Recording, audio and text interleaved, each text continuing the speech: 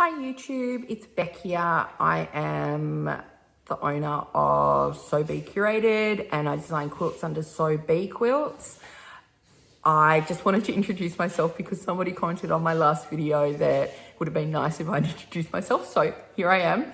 I also just wanted to say that what I'm sharing on my YouTube channel is my journey as a quilt shop owner. It's not always good, sometimes it's exhausting. Share a little bit about my family life as well because they're kind of intertwined sometimes as a small business owner. And I also share tutorials on how I do stuff or where I'm up to with my own work. And today I'm going to share a video of how I hand piece. I'm going to show you with a block that I'm making for my fourth FORTH tiny trip quilt. It's just a trip around the world, but in block form. So I'm going to turn you around and show you what I'm doing. And I just wanted to say this video is from Michelle. She came into the shop and ages ago, like I was about to say 6 months ago, but I've only been YouTubing for 3 months. 2 months ago, and said she loved the YouTubes. Thank you so much. Could I show her how to hand piece? I'm sorry it's taken me so long, Michelle. And I'm sorry I haven't done any videos in the last week. I actually had some surgery on my mouth and my speech was a little bit unclear and I was really sore. Anyway, I'm hopefully back on track now, although I can see I'm looking exhausted. So maybe after the weekend, I'll be looking better. Anyway, here is how I go about hand piecing. This is one of my fourth tiny trip blocks. It's a trip around the quilt, trip around the world quilt. I'm using a Jen Kingwell postcard project to do mine. So this is if you're going around the world. Mine's called a tiny trip because I'm making lots of small squares and then they will be pieced and I'll need to do an additional row of squares to piece my blocks together. The template looks like so. I prefer a template that has a removable seam allowance, but often you will get a template like this with the holes in the corner. And that's the template that comes with that postcard project. So it's what I'm using. You use the template to make your to mark your fabric so that you can cut it, so that you can make your block. So I'm going to show you right from the start how I go about doing that. I use some pretty high-tech equipment. I'm being a little bit sarcastic. There's a grey lead pencil. And I always have a pencil sharpener because you like your grey lead to be quite sharp. And one thing that is really important is a sandpaper board. It will hold your fabric and prevent it from moving when you are tracing on it. So if you're tracing, I'm just going to show you up here on the top of the board. This is one from my shop, but you know, there's lots available. You can even use a piece of sandpaper stuck to something else. If you can, I'm not sure if that will have been obvious, but when you can see the fabric moving when you rule on it. Whereas if you put your fabric right side down onto your sandpaper part of your sandpaper board, I am going to fussy cut here. So I'm just going to line up, and the template is quite clever that it does have a marking. So I can see that center point there, and that's the center of my square that will become part of my block. And with a template like this, you rule around the outside, mark in those dots. So this is what it looks like at that point. And then I use the side of the template just to rule between them.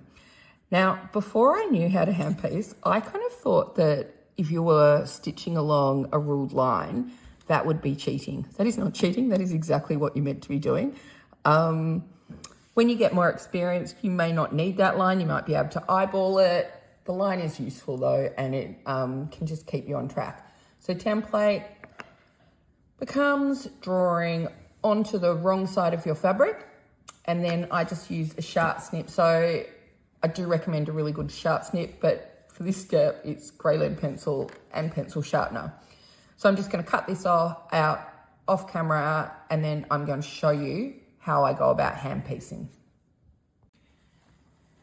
So I've cut out all my fabrics, and I just thought I'm using this beautiful vintage fabric. It's a seersucker. So it's got some stretch in it because there's kind of bumpy texture to it, but it's so cute. It's like got these little strawberries on it, and the colors are really great. So for this quilt, I've been using fabrics from the shop, fabrics from my stash, fabrics Vicky gifted me when I was visiting her, and then also vintage fabrics.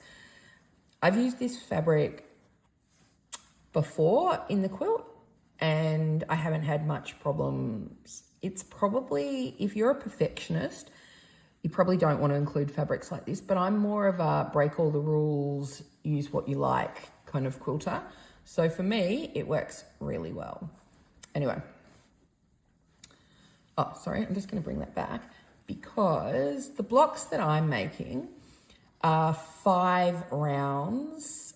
So a center square, 4 in the next round, 8, 12, 16.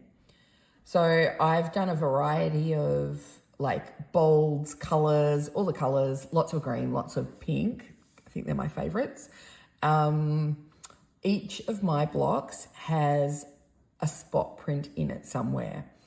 It was a rule I kind of set for myself, partly from, I kind of like to have a rule when I'm working with stuff, but partly because the quilt that I actually took inspiration from was a vintage quilt and it featured lots of spots. And so I decided to replicate that because I was liking it. To show you what I do, I have quite a few zipper pouches, and they can be really little or they can be like a bit bigger. And I cut all the pieces of fabric that I need for each block and then put it into a zipper pouch pegged with some quilt clips. And I have 6 more of these blocks to make. I laid out my quilt. I think I'm going to make a square quilt. And so I decided to make 6 more. And then I'm going to have to cut a lot of squares for joining my square blocks together. I made a post this morning. A couple of people mentioned it when they were in the shop this morning saying, likes to make a zipper pouch, doesn't so much like to cut fabric. I love cutting fabric in the shop. It's this kind of fabric, cutting these little bits that I don't like. I probably should investigate like stamping, and because you can get stamps that you put onto your fabric, which might be easier, and maybe an AccuQuilt, which might cut them out to the right size. I'm a bit old school and I'm just using what I have. I might kick myself for that because sometimes I discover later on that if I just invested in the technology or the notions a bit earlier, it would have been a lot better.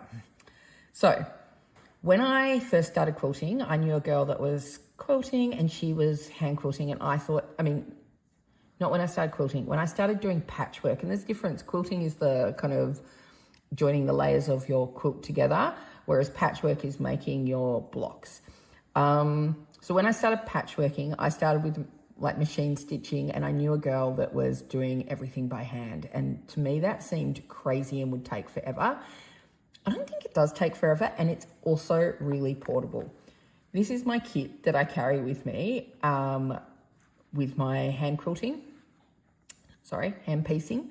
And all I have in there, I've got some needles. This is a little free tutorial over on my blog. It's called A Little More Needle Case, I think. It was made with leftover scraps from my It's a Lot quilt.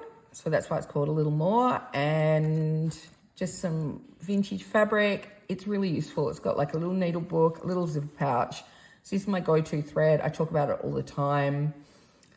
I'm currently out of stock of it. The supplier has it on order in both the color. I prefer this dew color, DW, but I also use ivory, but both of those are out of stock in all the sizes at the moment.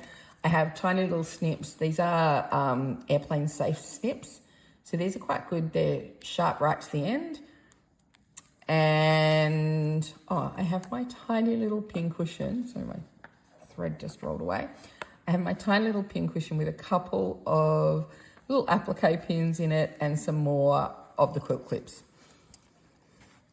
So this is all I need for one block, and I'm not going to show you a whole block because you get super bored. This is my center square. And then it's going to go like so. And then like so. And then with these two fabrics as well. But we start off with the center. And what you do is you put right sides together, and it's going to go like so. And then like so. And then with these two fabrics as well. But we start off with the center. And what you do is you put right sides together. I start from right to left. That's because I find that good, not because you have to do it that way. I pin through what was the dot that I put there. And your right sides of your fabrics are together, and I pin at the side that I'm not stitching to. I'm just going to thread a needle here.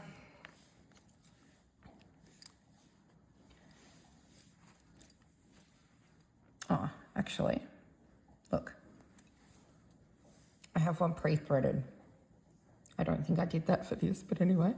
I think I've shown you how to do a quilter's knot before, but I might just show that again. You hold your needle. Look, mine's really bent, but I love a bent needle.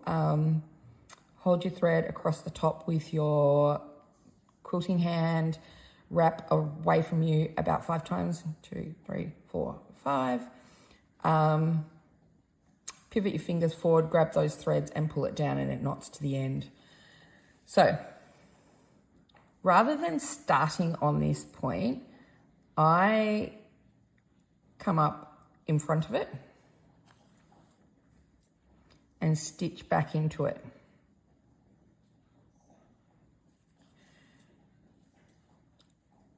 It's not so important for this one. It works better when you're joining other pieces of your block together, and I'll show you how in a sec. So then you're kind of manipulating your fabric onto your needle rather than threading your needle through. Well, that's what I'm doing. So every time I pull my needle out, I backstitch. It holds it nice and tightly, and I just prefer to do that. You do want to backstitch at some point, and you're kind of looking for an even stitch along your line, backstitching every time you pull the needle out, and I just go back into almost where that thread was, and then here I'm going to go to there and then backstitch into that corner. So I'm going to come up in that right where that dot was, take my little applique pin out. At this point, I will backstitch and I will knot. So I'll just catch it there. Just holds it nice and close together. And when you open it back out, you've got, so you can't, it's held like that's firm and it's not coming away, got a nice straight line.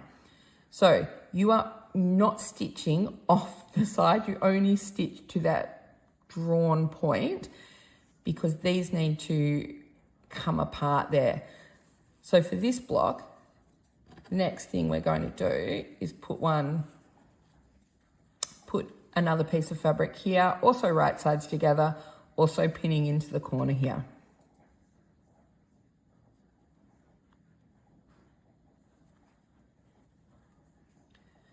So I need to get the thread that's over here through to here. And how I'm going to do that is I go through the back there, and then I'm going to come up a little bit ahead of my little dot there, like, I don't know, it's 2 millimeters maybe. And then I back stitch into that corner.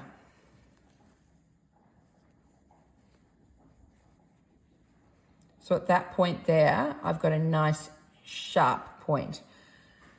Then we do the same thing where we stitch along the drawn line with the grey lead pencil.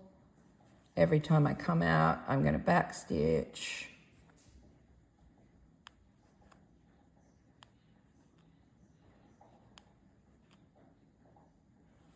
Come out there actually. Back stitch, come back up, and then go. So at the end, when I'm coming to a point where my pin is, I can't keep just loading my thread on. I have to do an actual, loading my fabric onto my needle. I have to do like a single stitch there so that it's nice and accurate. Again, I'm going to back stitch back away from it, come back up on that point, go through my thread there so it knots. And again, it's nice and tight and straight. So you can see here that that will be a nice corner, and we're going to do the same thing. I'm going to just put these two on off screen, and then I'll show you how to join the next one on, and then it is just more and more of the same. So I've just finished stitching that first round, and I've put one more of the next round on, and then I'm just going to show you this point here because I think people might think that's trickier than it is, but you are literally just going to do exactly the same thing. You are going to put a pin through that dot there, and you're going to kind of fold it back and make sure it's in the right spot. The only different thing that I do here is I do actually, because I'm going into a nested, like not a nested seam, into a seam of 2 fabrics already, I do pin that in place, and I will check that it looks like it's right, and it does. So I've got my thread, and it is already, like I'd sewn that seam there. I don't break my thread, but I have knotted the corner. And when I come through, I come ahead of that pin. So the pin, that's where we want our needle eventually to go. It needs to come out, but I just leave it there until I've done that first stitch. Then I take it out, stitch back into that point, and then do the same thing. Come along, and you're going to have to turn a corner up ahead. I'll show you how to do that.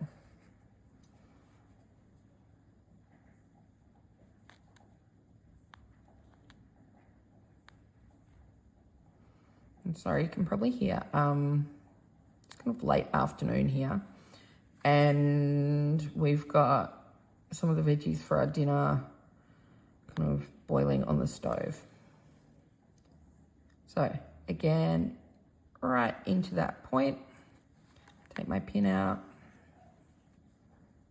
back stitch, and knot, like catch the thread.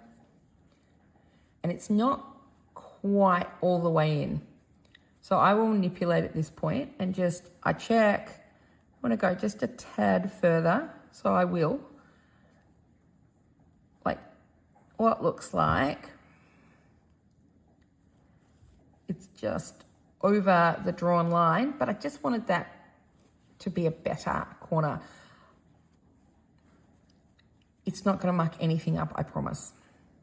Although you can see here, I'm slightly off the line because I had to go in a little bit further. So, oh, sorry, I didn't really explain that. So I've come to here, my thread's still attached. And then I've folded right side to right side again. Again, pinning through that point. Checking that it's nice on both sides. And I'm already through that point there because I just knotted off in that corner. And then that first stitch, I am just going to back stitch it. Now I'm slightly over my line, and I will just very gradually, like by slightly less than a millimeter, pull that back onto the line as I stitch. You will not notice that your square is not exactly square. If you're a perfectionist, I'm really sorry. I am not. It's not. It does not worry me at all. I much prefer to make things than to be concerned about it needing to be perfect. But that's where I'm at. So, oops, just come back out again. And then I just do the same thing with the next one, except that I'm just going to knot into that corner here and take my pin out, and I'll show you what it looks like. You can see here. So at the moment, once you press those seams, it will sit really nice and flatly. But you can see that we've got beautiful joins that meet exactly. And that is how we hand piece. And then you make lots of blocks and put them together. It's really not as time consuming as you might think. It's really relaxing. It's really easy to be. It's portable. This is what you're going to need to take around with you, like a little